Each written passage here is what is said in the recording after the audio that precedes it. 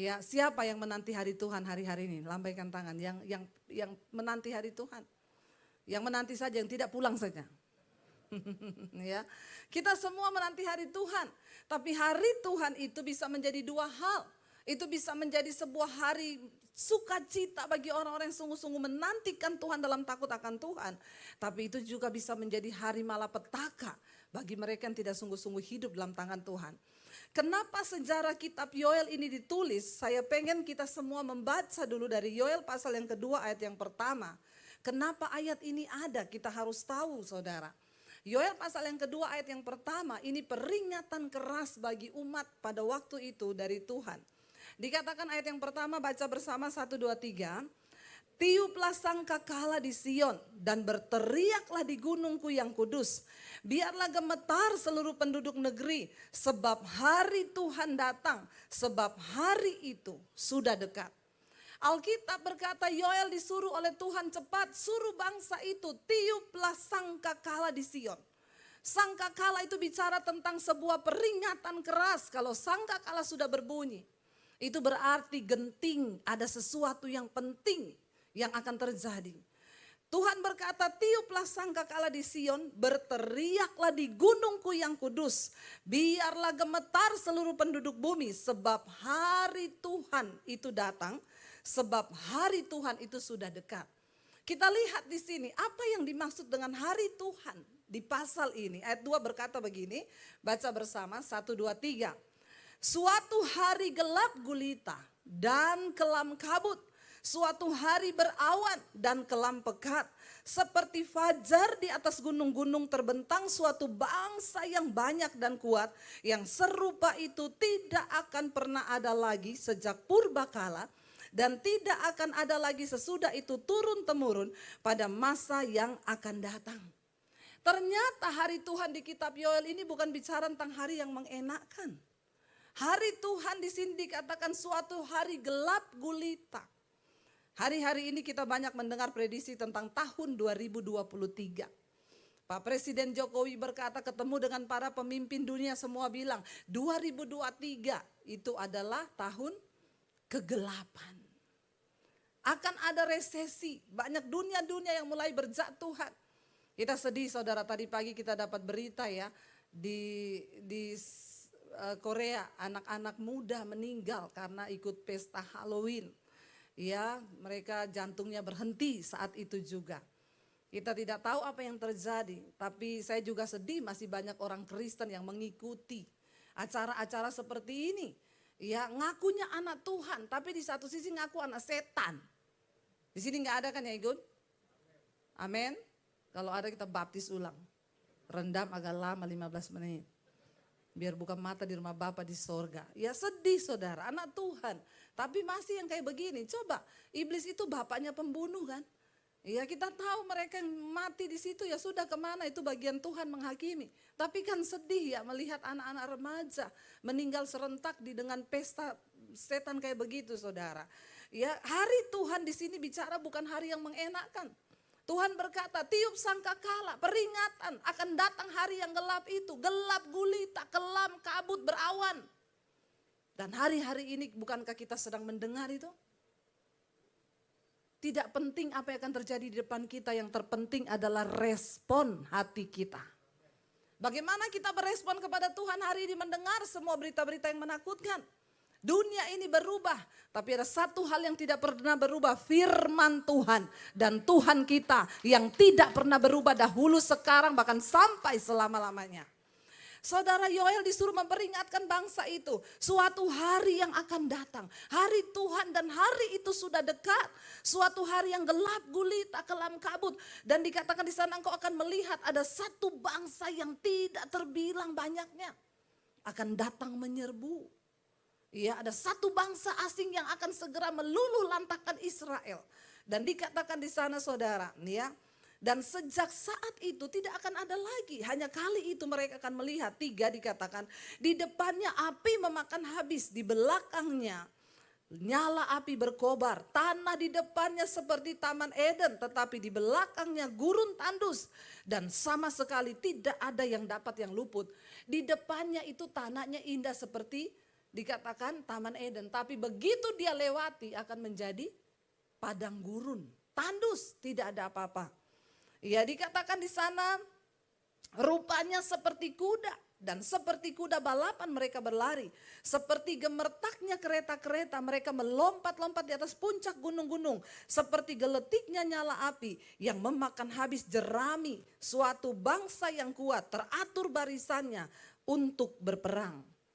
Terhadap bangsa-bangsa gemetar, terhadapnya bangsa-bangsa gemetar, segala muka bertambah menjadi pucat pasi. Seperti pahlawan mereka berlari, seperti prajurit mereka naik tembok. Dan mereka masing-masing berjalan terus dan tidak membelok dari jalannya. Sesuatu yang mengerikan sedang ada di depan mata mengancam bangsa itu. Tuhan peringatkan kepada Nabi Yoel, tiup sangkakala, berseru di atas gunungku yang kudus. Tidak ada seorang pun bisa lari dari hal yang malapetaka. Semua yang kita dengar hari-hari ini itu baru permulaan dari penderitaan zaman.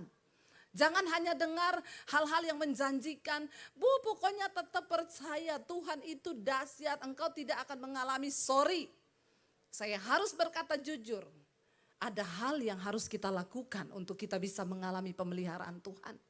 Tidak semua orang Kristen itu menjadi orang Kristen yang Tuhan perhitungkan, no. Ini waktunya saudara, akan ada pemisahan mana itu jerami, mana itu lalang. Jangan bermain-main dengan kasih karunia Tuhan. Kita harus sungguh-sungguh hidup dalam kekudusan. Kita harus berjalan mengejar perkenanan Tuhan. Tidak main-main. Hari ini engkau yang mungkin berkata engkau kaya, engkau punya harta. Maaf, itu tidak akan menjadi jaminan pada hari malapetaka itu tiba. Kita semua tahu tidak akan yang ada yang terluput. Kitab Yoel ini dianggap sebagai kitab akhir zaman. Hamba-hamba Tuhan bernubuat dan mengkhotbahkan tentang kitab Yoel adalah kitab akhir zaman. Karena apa yang pernah terjadi dulu itu akan terjadi juga seperti yang diceritakan dalam kitab Yoel. Ada kegelapan di depan. Hari Tuhan itu gelap. Hari Tuhan bukan berbicara sesuatu yang mengenakan. Makanya banyak orang yang tidak siap dengan hari Tuhan. Tapi bagi orang-orang yang sungguh-sungguh menanti-nantikan Tuhan, hari itu akan menjadi hari sukacita. Saudara lihat hari-hari ini begitu singkat. Dan memang benar para ahli berkata, hari-hari ini sudah tidak 24 jam. Rotasi bumi berputar dengan cepat. Hari-hari yang kita lalui ini cuma tinggal 22 jam. Kalau dibandingkan dengan lamanya rotasi bumi yang lama. Dan semua tidak tahu kenapa hal itu terjadi. Tapi saya sangat percaya firman Tuhan harus digenapi. Dikatakan bahwa hari-hari ini akan dipersingkat. Tuhan bilang karena kalau tidak dipersingkat tidak akan ada yang selamat. Semua akan murtad dan semua akan binasa.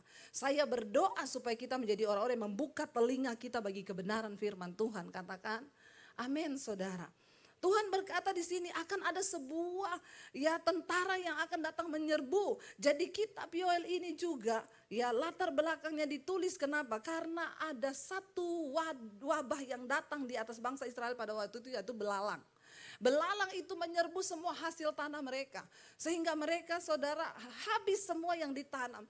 Tidak menghasilkan. Sampai akhirnya Yoel pasal 2 ayat yang ke-12.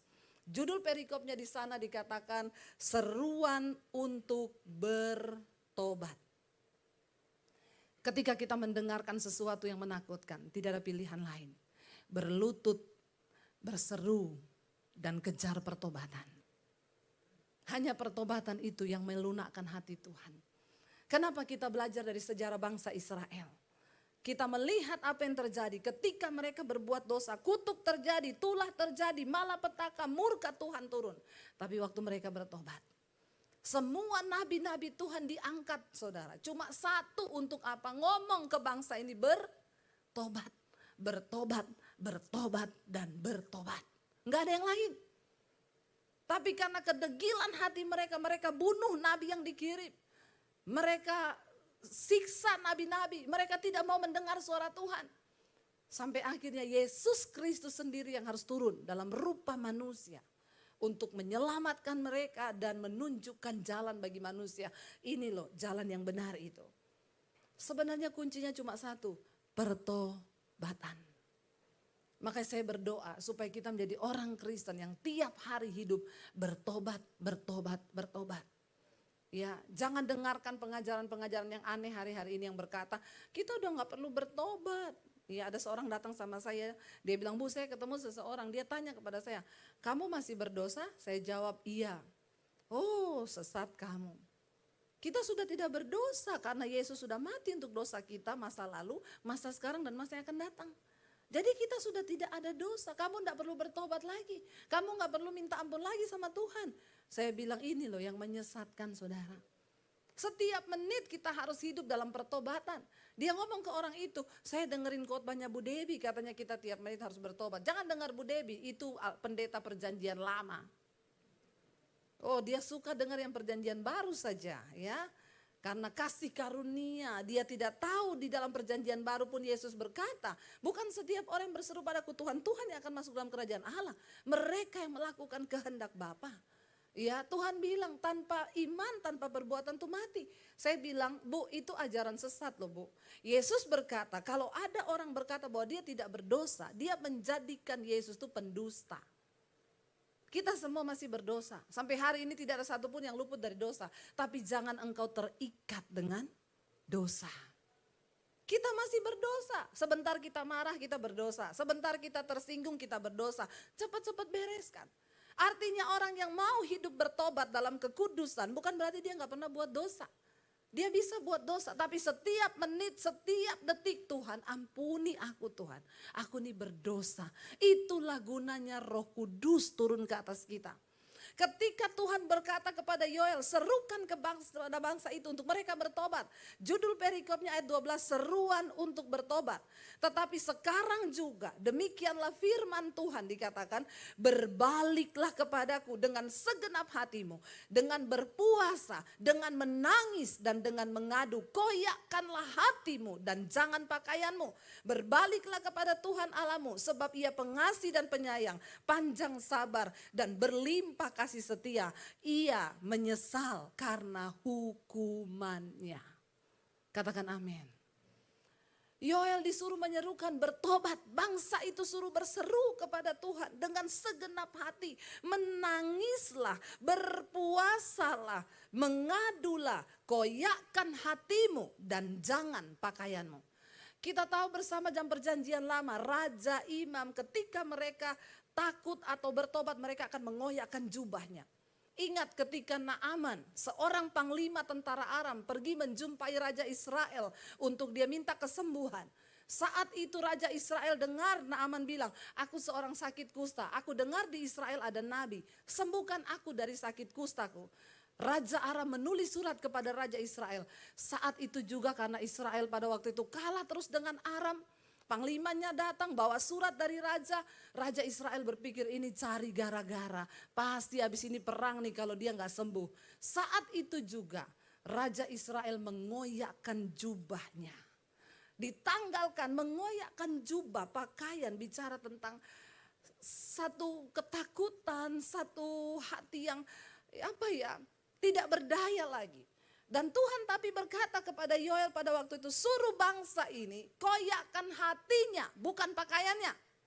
Karena sudah terlalu sering orang hanya mengoyakkan pakaiannya tapi tidak mengoyakkan hati. Hari ini yang Tuhan minta dari saudara dan saya, koyakkan hatimu di hadapan Tuhan. Dan bilang, Tuhan kami ini berdosa, kami mau hidup dalam kekudusan, kami mau hidup di dalam perkenanan, kami mau koyakkan hati kami hari ini. Lihat hidup kami Tuhan, apa yang belum berkenan. Kita perlu mengoyakkan hati saudara. Untuk engkau memperoleh perkenanan Tuhan. Sebab dikatakan di sana, sebab Tuhan itu berbaliklah kepada Tuhan. Koyakkan hatimu dan berbaliklah kepada Tuhan Allahmu. Sebab Ia pengasih dan penyayang, panjang sabar dan berlimpah kasih setia. Dan Ia menyesal akan penghukumannya. Tuhan itu, Tuhan yang maha mengasihi dan penyayang. Dia sebenarnya bukan Tuhan yang mau menghukum umatnya. Tetapi seringkali penghukuman harus dilakukan. Karena dia Allah yang tidak bisa mengingkari firman-Nya. Karena dia sudah berkata bahwa upah dosa itu ada. Dan memang firman Tuhan berkata itu. Jadi saudara, ya supaya Tuhan itu menyesal. dengan apa yang sudah dirancangkannya. Dikatakan mari kita koyakkan hati kita, berbalik kepada Tuhan. Sebab Dia Allah yang penyayang dan kasih setianya itu kekal bagi kita. Tuhan itu juga tidak rela melihat kita hidup dalam penderitaan. Tapi seringkali Tuhan juga tidak bisa berbuat apa-apa. Karena Dia menciptakan kita dengan kehendak bebas. Dan Dia gak bisa paksa kita. Jelas firman-Nya berkata, aku membentangkan di hadapanmu dua jalan. Ada berkat, ada kutuk.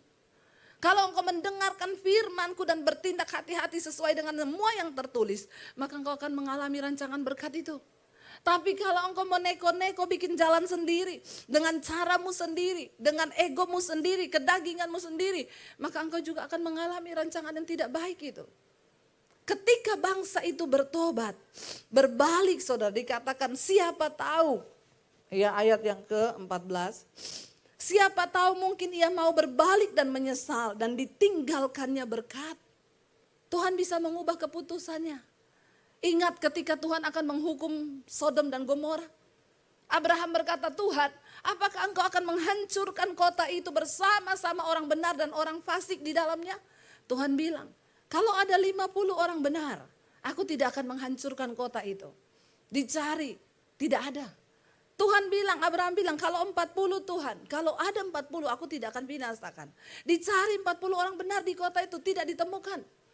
Kalau 30 Tuhan, oke 30 aku tidak akan binasakan. Dicari 30 tidak ketemu. Kalau 20 Tuhan, enggak ada. 20 enggak ketemu. 10 orang di kota Sodom dan Gomora yang masih hidup benar dan berkenan pada Tuhan tidak ditemukan. Sampai akhirnya Tuhan terpaksa melaksanakan keputusannya. Saudara, hari ini Tuhan sedang mencari di atas bangsa kita. Orang-orang yang mau menangis bagi bangsa ini.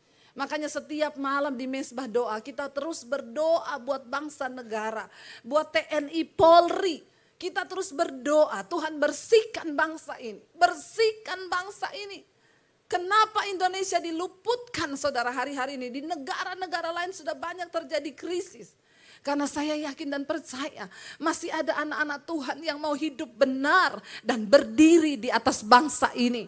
Walaupun itu hanya segelintir, tapi saya berdoa supaya hari ini saudara hatimu terkoyak dan engkau mau berkata, aku mau Tuhan menjadi orang benar yang berdiri di atas bangsa ini.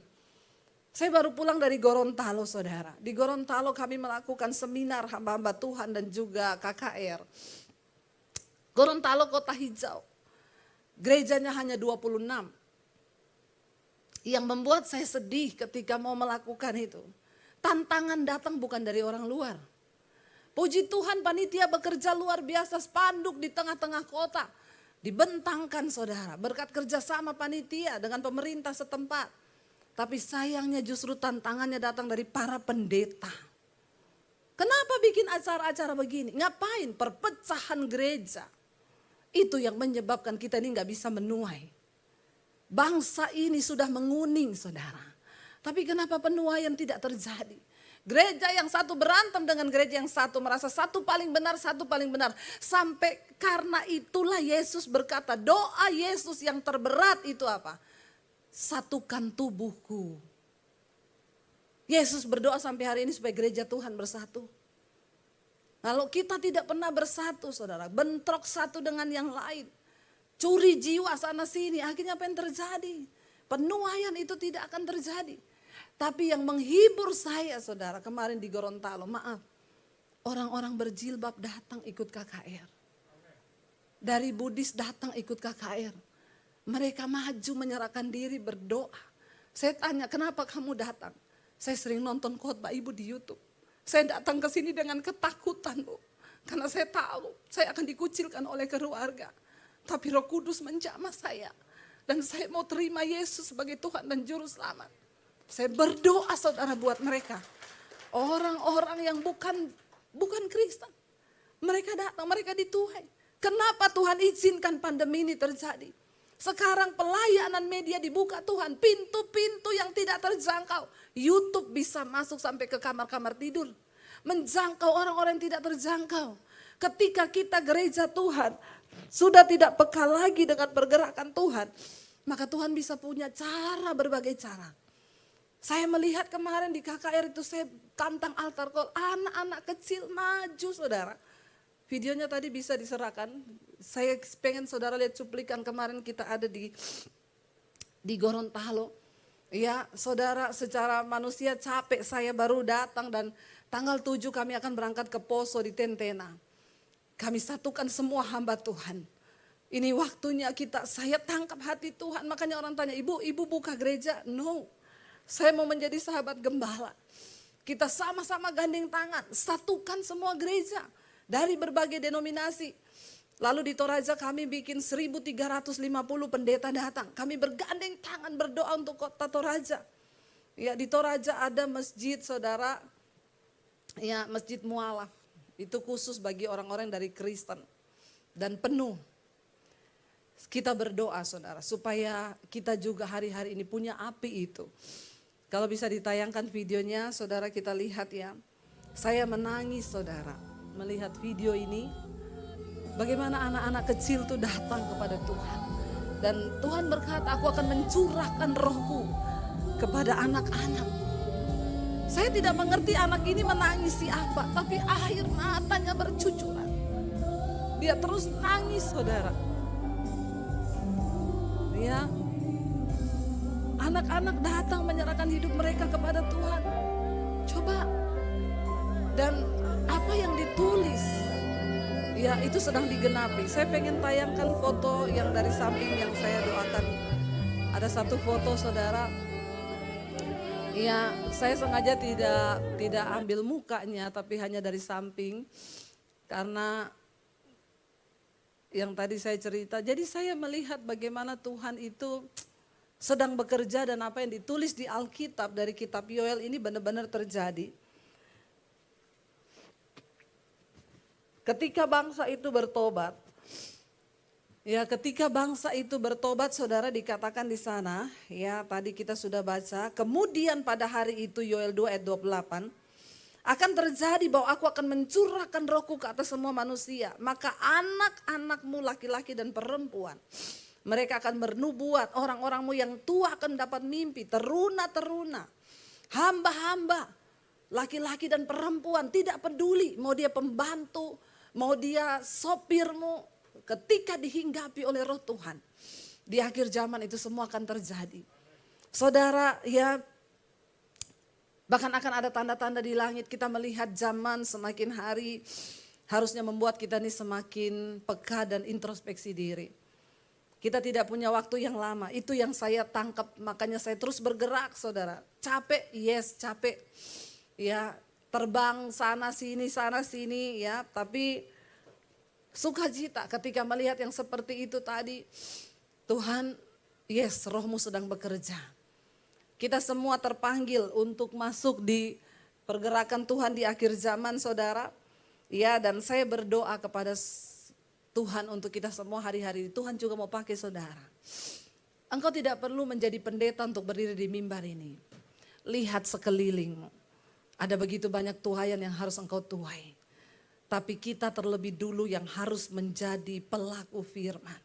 Supaya pelayanan kita berdampak, hidup kita berdampak, perkataan kita berdampak. Dan kita bisa menuai banyak jiwa bagi Tuhan. Saya undang para imam musik untuk maju ke depan. Tadi fotonya nggak ada ya yang saya doain, nggak ada. Saudara ya, saya berdoa supaya kita semua dipakai Tuhan. Biar kita mau berkata hari ini di hadapan Tuhan. Kami mau buka hati bagi rohmu Tuhan. Karena kuasa Roh Kudus di akhir zaman itu dahsyat. Yang pertama dia akan pulihkan hidup saudara. Kalau ada di antara kita yang belum bertobat sungguh-sungguh hari ini. Mari kita bertobat di hadapan Tuhan. Kita mau bilang di hadapan Tuhan, rohmu yang hidup penuhi kami Tuhan. Kami mau buka hati bagi Roh Kudus-Mu Tuhan. Jamah setiap kami, beri kami kekuatan dan kuasa.